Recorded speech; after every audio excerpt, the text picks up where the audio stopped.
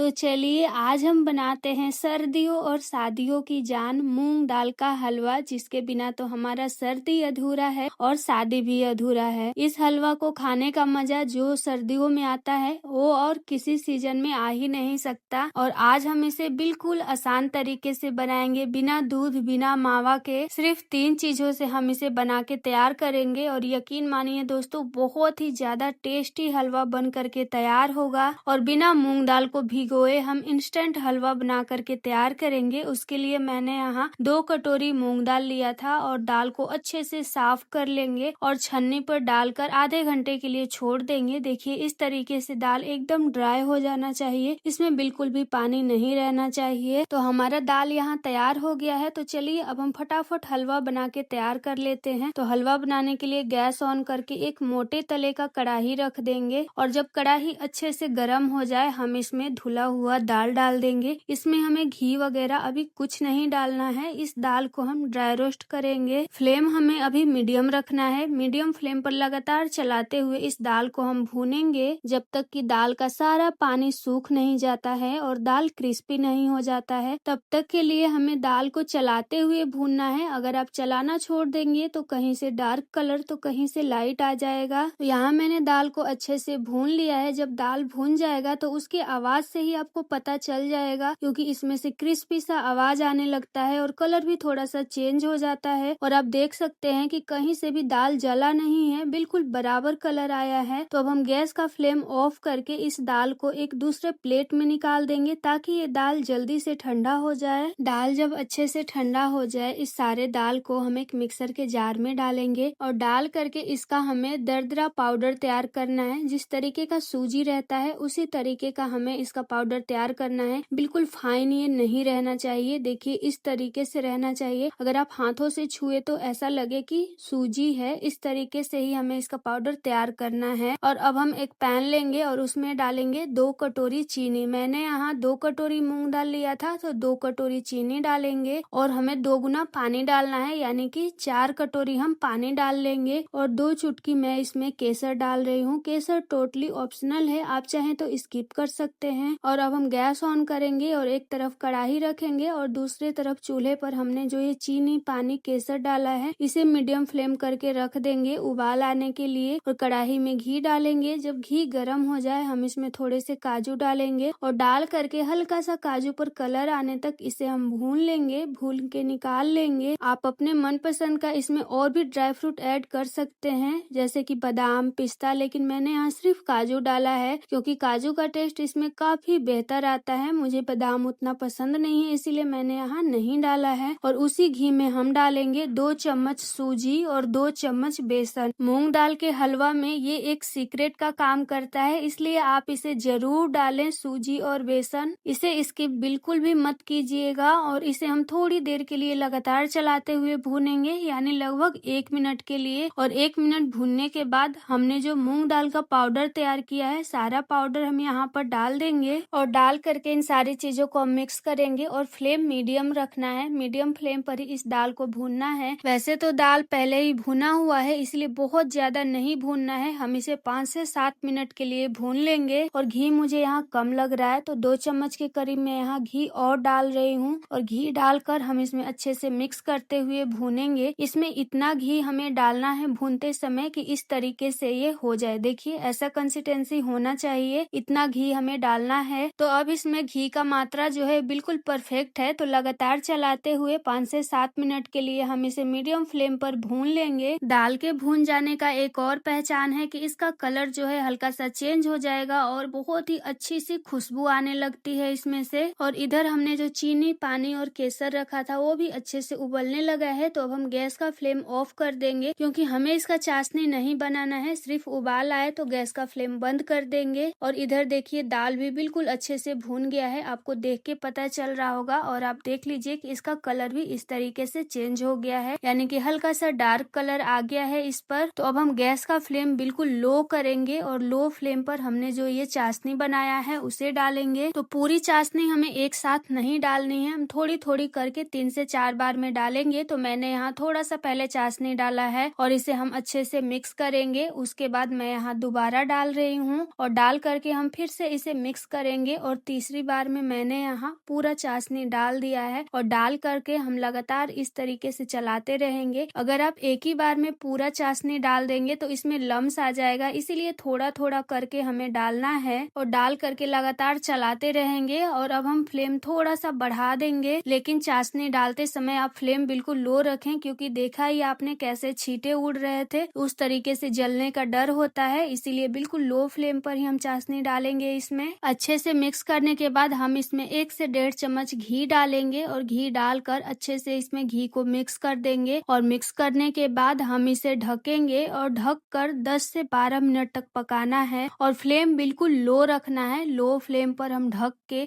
थोड़ी देर छोड़ेंगे, फिर चलाएंगे, फिर थोड़ी देर ढकेंगे, फिर चलाएंगे। इसी तरीके से करते हुए 10 से 12 मिनट के लिए इस हलवे को हमें पकाना है। जब तक ये हलवा थोड़ा सा अलग अलग ना दिखने लगे तब तक के लिए हम इसी तरीके से चलाते हुए पकाएंगे। तो देखिए जो हलवा का कंसिस्टेंसी है वो इस तरीके का होना चाहिए। आप देख सकते हैं कि कैसे हलवा अब अलग अलग होने लगा है, एक साथ नहीं आ रहा है चलाने पर। तो इस तरीके से होना चाहिए और किनारे से घी भी छोड़ने लगता है तो आपको पता चल जाएगा कि हलवा तैयार हो गया है। तो सबसे लास्ट में आप जो भी ड्राई फ्रूट भुने हो उसे डाल दें और इलायची का पाउडर डाल देंगे तो ये हमारा टेस्टी मूंग दाल का हलवा बनकर तैयार है। आप देख ही सकते हैं कि कितना ज्यादा टेस्टी लग रहा है, बिना दूध और बिना मावा के भी। और खाने के बाद भी आपको बिल्कुल पता नहीं चलेगा कि आप इसमें दूध मावा कुछ भी नहीं डाले हैं। बिल्कुल शाही टेस्ट आता है, शादियों और पार्टियों वाला वही टेस्ट आपको मिलेगा इस हलवे में। मैं तो ये हलवा जब भी बनाती हूँ थोड़ा ज्यादा ही बनाती हूँ, 1 हफ्ते तक आराम से चल भी जाता है, बिल्कुल खराब नहीं होगा ये। लेकिन आप जब भी सर्व करें इसे हल्का सा गर्म करके जरूर सर्व करें, क्योंकि बिना गर्म किए इसका टेस्ट नहीं आता है। तो जाइए सर्दियाँ खत्म होने से पहले फटाफट इस हलवे को बनाइए, खाइए और इंजॉय कीजिए।